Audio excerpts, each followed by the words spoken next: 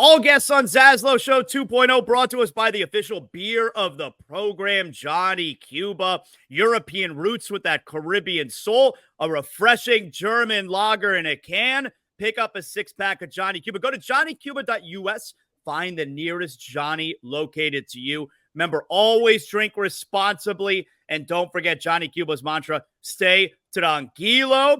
It's been a minute. That's what the kids say. It's been a minute. It's been a minute since we've talked to Ruthie Polinsky, who is up in Chicago, who we, of course, love. She was down here in South Florida, NBC6 for a few years, and now up in Chicago for, I think, a little more than a year now. She's been up there. Ruthie, always good to see you. Good to have you on the show. We got football season Thursday night. It all gets going. How are you doing? I am doing fantastic, Zaslow. So happy to see you. Happy to be back on the show. Ready to talk all things college football, whatever you want to talk about. Let's do it. Now you're in Chicago. You're all over the place up there. You're also married. Everything is great on your end, yes? Everything is great. Got married in March. We went on our honeymoon. We did a little delayed honeymoon. So we did our honeymoon in July and we went to Kenya. We did 2 safaris in Kenya and then we were in the Seychelles. And so now we're officially like past our wedding era. We're like, okay, it's time to like be real people and have a life together. But it's been really fun. Still getting used to calling him my husband. I'm like changing my name with the Social Security office, which is so weird. But I'm still going to be Ruthie Polinsky on TV because I got to. Right. That's important. I was about to say that's important. So legally you're going to have a different last name. Yeah. But you got to, you know, for a woman in your situation, and this is obviously one of the differences between men and women when, you know, you're on television or on the radio or in sports, you really got to keep your name, don't you? Totally. I think also just like where I am in my career, I just feel like I'm established enough to be known as like Ruthie Polinsky. I just like also love that I can kind of keep that name alive. I'm one of 3 girls, so the Polinsky name kind of goes away like with our, you know, when all 3 of us get married. So I love that Polinsky is still kind of, you know, has a name for itself on the airwaves. Yes, very smart move. So we all miss you down here. So I wanted to make sure we got you on before football season started. I want to talk to you about the Bears, but first, you know, because Caleb Williams, I'm very into it. But first, on the periphery, looking at the Dolphins. Dolphins have Jacksonville this weekend. Give me some thoughts from the outside. I know you're still paying attention. Give me some thoughts on what you're seeing about the Dolphins right now. Is there ever a dull moment with that team? I mean, it is just drama city, which I guess just kind of like feeds the sort of Miami sports, you know, culture, which I loved when I was there. It was just never a dull moment. I think the Tua offseason was so fascinating. And obviously he's been making the airwaves and making headlines as of late with just kind of starting to really feel comfortable enough to open his mouth more so than he had in the past. I think that's all really interesting. I'm just going to touch on it, Zaz, because I haven't really had a chance to talk to anyone about this yet. But with the whole Brian Flores, you know, kind of bringing that all back up, I don't really know who won in that situation. I haven't really heard anyone say that. Who won by Tua coming out and saying those things? Tua, you got your money. You're good. Flo's doing great in Minnesota. They've got a great defense. He's got players flanking him in the press conference to show their support. Everyone's good. Why we got to bring it up? Like, I didn't really understand what the point was there. So those are my thoughts, Zaz. I know that's not what you were asking me about. But I think it's a really fascinating year for the Dolphins on the field as well. Like I said, Tua got his money. You have like, you know, all the pieces in place, right? Especially on the offensive side of the ball. I think I'm a little concerned about the defense, just to kind of see new defensive coordinator. You know, you're missing some of your key pieces of Dolphins years past. You know, I think it's so weird to see a Miami Dolphins team without Xavier Howard, Christian Wilkins. Like, that's just going to be interesting to see how they kind of mesh and come together. We know that they're going to score points. We know that that's going to happen. It's just, are they going to be able to stop, you know, the other teams in the AFC? So I'm really fascinated to see. I think the division is fascinating. Buffalo all of a sudden is like an underdog again, which I think is so funny. No one's talking about Buffalo. Like, you still have Josh Allen. And I think, with Aaron Rodgers back ready to go for the Jets, allegedly, how's that all going to shake out? So I'm fascinated to see what happens in that division. I think it's really, there's a lot of unknown for the Dolphins. And I'm just kind of excited to see how it all plays out. You can't possibly believe, though, that the Jets are going to be for real, can you? I am not an Aaron Rodgers girly. Like, that's just not like who I am, especially now being in Chicago. He's just like so hated, even though he's not in Green Bay. But I'm fascinated to see how it all plays out. I don't see, if they win, I think I'm going to be surprised either way. If they're really good, I'm going to be surprised. If they're really bad, I'm also going to be surprised because it's Aaron Rodgers. So I just kind of can't figure out where I stand on that team quite yet. I think last year we were so excited about seeing what they could do because of Hard Knocks, and everyone kind of fell in love with Aaron and like his leadership and the way that, and then all of a sudden it was like flash before your eyes and it all went away. So I'm excited to kind of just see what they look like and if it's cohesive and does he like the coach? And, there's so much up in the air. I'm fascinated to see how it plays out. I'll tell you, and I've talked about this several times on ESPN. I'm very high on the Bears. I think Caleb Williams is a star right from day one. I think he's going to be fantastic right away. And I think the Bears are a playoff team. I think the Bears are going to be a wild card team. Everyone loves the Packers. I mean, give me a break. It's a little bit too much. All right. We saw 8 really good regular season games from Jordan Love. Can I see a little bit more before I put him in the Hall of Fame? The Lions are going to win the division, but I believe the Bears are a playoff team right now. I think Caleb Williams is going to be fantastic. So the excitement level in Chicago for Caleb Williams, I mean, obviously you've only been there for a little bit, but tell me about what the feeling is around there. Well, listen, I was on the record at the end of last year saying, keep Justin Fields, build around him. And they're going to be better. They're going to win more than 7. They won 7 games last year. They'll win more than 7 games with more pieces around him. You get to, use that number 1 overall pick and do so much with that. That's such a great, piece of a franchise to be able to use that and cash it in for a non-quarterback. I am on the Caleb Williams bandwagon. I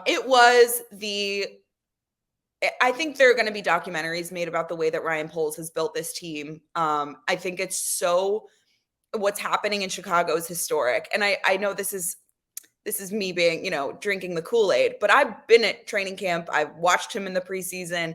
I've been around him. I've gotten to know him a bit. And this is a guy who has all of the skills that it takes on the field. And he's got the kind of crazy sort of Tom Brady-esque like mental commitment to being the greatest quarterback to ever play the game. He's doing all of this work outside of the building. He was experimenting with TB12 diet, and he's really careful about what he's eating and what his sleep and those sorts of things. I am so excited to see how this team plays out. The crazy thing about this situation for Caleb Williams, there's never been a number 1 overall pick that's walked into a situation as good as this. Right. Of course, he has all the pieces around him to be successful on offense, but this defense is elite. Like, they are special, and they were playing that way at the end of last year. They just couldn't really do enough in the amount of time they had left of the season by the time they acquired Montez Sweat and really started to figure things out. There is so much. This secondary is going to be insane. Not to mention they're going to get pressure on the quarterback with Montez Sweat. Kind of what they do opposite of Montez Sweat, I think, is going to be interesting to see how that plays out. But I am so excited to watch this defense. And that's, I think, what's so special about this team is that you have this generational type player at quarterback who is ready to play in the NFL. We saw him do it in the preseason. But then he's going to have so much, they're going to be really successful in all 3 phases, which I think is just so unique for a rookie quarterback, a situation for him to be walking into. I think it's going to be a very special year in Chicago. It could be the toughest division in the NFL. I think with, obviously you mentioned the Lions and the Packers, but like, I know Minnesota that don't really know what we're doing at quarterback here yet, but that Brian Flores defense, man, they put up and showed out last year, and now he has better players to do it with. So I'm really interested to see how things play out. And what kind of I've been telling people, I'm rambling now, is stop me if you need to. That's okay. There's no time limit on this show. Come on, I'm in charge here. I'm the boss. What I've been telling people is it feels like that window of how many wins is considered a successful season for the Bears team is very small. They won 7 games last year. If they, I have them winning 9 games. I think it may be enough to get you a wild card spot. It may not be, but I think 9 wins is a successful season. That's progress. But is 8 wins, is that considered enough progress with all of this talent on this team? So I'm just I think it's going to be it's nerve-wracking, I think, for a lot of people to have the expectations as high as they are, because he is a rookie quarterback. He's going to make mistakes. He's going to turn the ball over. There are going to be moments where you're like, what was he thinking there? But I think what the message has been from Matt Eberflus and Ryan Poles to Caleb has been, you don't have to do it all. Get the ball to your playmakers. The way he was dancing around at USC, you don't have to do that here. So I think him finding that balance between leaning on the players around you and also being able to make those crazy, unbelievable throws that just like make you say, oh my gosh, who is this kid? He's got to find that balance. So that's really going to be, I think, where this team finds its rhythm is when Caleb is comfortable enough with the people around him. Do you think it's fair for us to compare what Caleb Williams does this year to what CJ Stroud did last year? So it's funny. I just had Clay Harbor on our show. He's an Illinois guy. He was a former NFL tight end. He does some media stuff here. And he said to me on my show this weekend, you don't have to do it all like CJ Stroud CJ Stroud had to do some really incredible things in his rookie season. And I think that's kind of what the message here is you have Hall of Fame wide receiver with Keenan Allen. DJ Moore just got paid. You have a number 9 overall pick in Rome Odunze. You've got DeAndre Swift in the backfield. Your offensive line should be, as every team in the NFL says, your offensive line should be pretty solid. You don't need to do anything historic as the rookie quarterback this year. I think it's not hard to make Bears history. That never had a 4,000-yard passer in Bears history, the only NFL team, which is insane. But you don't have to do anything that's crazy. You just need to take care of the football and get the ball to the guys around you. So I think to say a year where you're like, wow, this is a rookie quarterback that's winning a lot of football games. If that's what you mean by, is this going to be like a CJ Stroud type year? It could be, for sure. But I think to compare their 2 years and the way that they win, it could be very different. Okay. I think he's going to be fantastic. I think the team is going to be really good. When the Bears are good, now, you haven't experienced it yet, but I'm sure you're there long enough to understand the community. When the Bears are good, what is the hierarchy there? Like down here, the Heat obviously have run South Florida for, we're talking almost 20 years now. But for instance, when the Miami Hurricanes are good, it's a different kind of town. When the Dolphins, it's a different kind of town. So what is the hierarchy if the Bears are good in Chicago? I'll tell you this, ZASLOW. When the Bears are bad, they are the team. This is a Bears town. I mean, there's no way about it. But the way that people talk about this place when the Bears are good is something like I've never experienced. And I lived in Rhode Island covering Tom Brady, covered 2 Super Bowls, and that, the Patriots run the town there. But the way that people talk about the Bears, and maybe it's because they're starving for some, something special. The Bears run this city. It is what it is, whether they're good, whether they're bad, whether they're mediocre. The Bears are going to lead my sportscast every night. And I'll give you some perspective. The Cubs are hot right now. I mean, they are 3 games out of a wild card spot. They're fighting for it. And it's fun. It's a fun brand of baseball to watch right now. And this city's really fun when the Cubs are good too. But Bears are the story right now. They haven't played a single NFL game, and this is the talk of the town. Everywhere you go, you see Caleb Williams jerseys. Everywhere. I mean, on a random Tuesday, people are wearing their Caleb Williams stuff. So the Bears run this town, whether they're good, whether they're bad. But the way that people who I work with are like, just wait till this team's good. Just wait till you see this city when the team's good. So it's a lot of excitement here. It's palpable. You could poke a balloon with it. I feel like there's just a lot of built up energy and excitement. I'm actually going to be at the game on Sunday as just in the stands, just okay, which is kind of fun.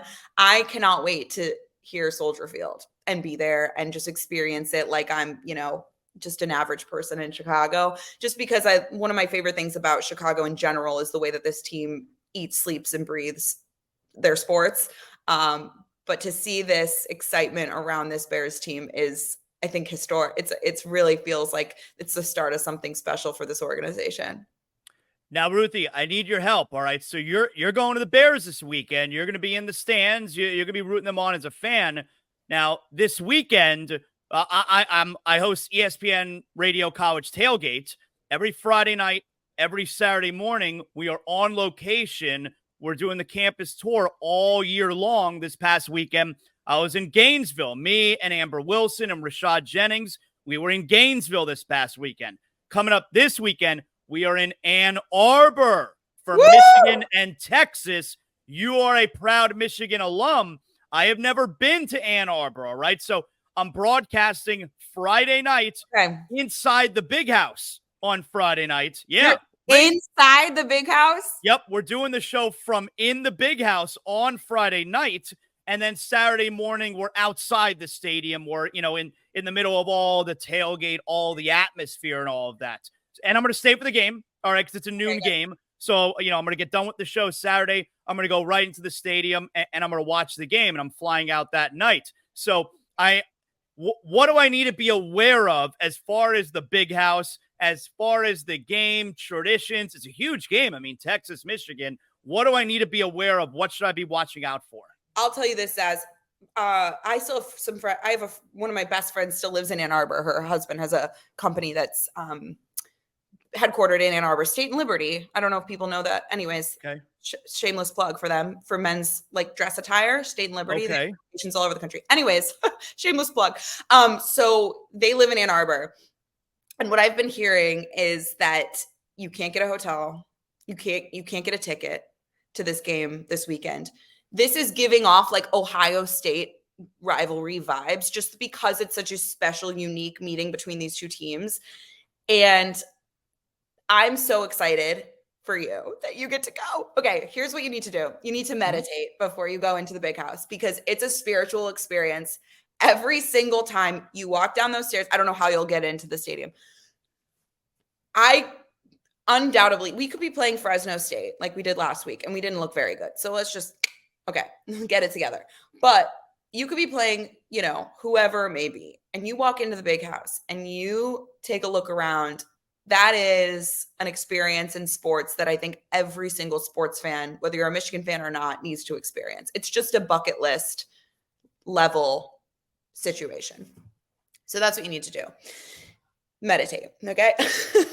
And as far as the volume, I went to University of Florida, so I've been to the Swamp before, but this past weekend in the Swamp, I looked at Amber, early in the game, and it's just so loud. I'm like, it dominates an NFL atmosphere, just dominates. And I would imagine, how loud is it going to be in the Big House?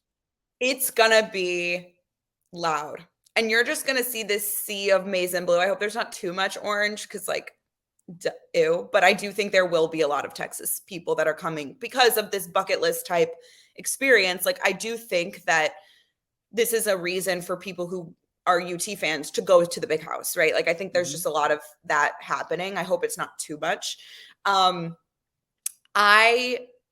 It's loud. It's going to be so loud. It's 120,000 people. I mean, it's just you've never experienced anything. There's something about the Big House, I think, that's so special. It's so massive, but yet so intimate for some reason. You just feel so connected to what's happening in the game. Like, you don't feel too far away. You could be in the last row. I think you're going to have the best time. I have some restaurants for you that I need you to go to also. Okay. All right. Give me a couple. Friday nights. I probably have time Friday nights. Yeah. There's a world famous deli called Zingerman's. You must. Okay. You can call ahead. You can call ahead. Look at the menu online. Send it to me. I'll shoot you some of my faves. It's a very special place. Okay. That's one. That's actually, if you have one spot to go, you got to go to Zingerman's. I love a good deli. That sounds like a good recommendation. Zingerman's. Oprah loves it. Oprah loves Zingerman's. It's like on her top 10 list of delis in the world or something. I don't know. Now, as far as the tailgate atmosphere, because we do the show in our trailer, which is the studio.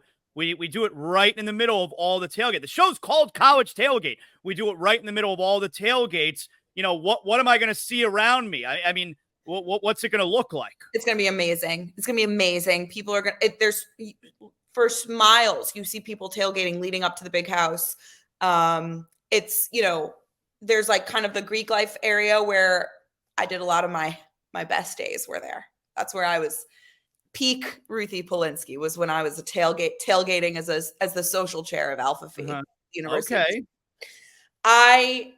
There's like the Greek life area, and then you walk down State Street to get to the big house, and there's just tailgates all sides of the streets. You'll see for miles, and it's just this sea of maize and blue leading up to the big house. You're gonna have a really electric atmosphere. I'm so curious to see where you're set up. I can't wait. I'm so happy for you that you get to go this weekend. I'm going the next weekend. I think we're playing I don't even know who we're playing. I don't know either. I'm going to see my girlies, but yeah, you're going to have a really electric. I'm excited. Experience. Yeah, I'm excited. Ruthie, tell everyone who loves you down here, which is everyone, obviously. Tell everyone who loves you down here how they can still keep up with everything you're doing. I'm still doing some work at NBC5, local NBC station here. We're doing a Sunday night show similar to what, I know Giselle and Sarah are doing over there at NBC6. And I was doing a lot of work with NBC Sports Chicago, which is unfortunately leaving the airwaves at the end of, we just wrapped up our football show, but the White Sox are still on the air until September. We go off the air, I think, end of September. So soaking in our last moments with NBC Sports Chicago, but still at NBC5 for now. So that's where you can find me. Ruthie, I will report back to you on how this weekend goes. And I'm very excited for it, but I'm excited for you also. I mean, I see everything you got going on there. You're doing a terrific job up there. Always love having you on the show, Ruthie. We'll do it again at some point in the middle of the season when Caleb Williams is clearly on his way to Rookie of the Year. Ooh, baby. I love it. Thanks for having me, Zaz.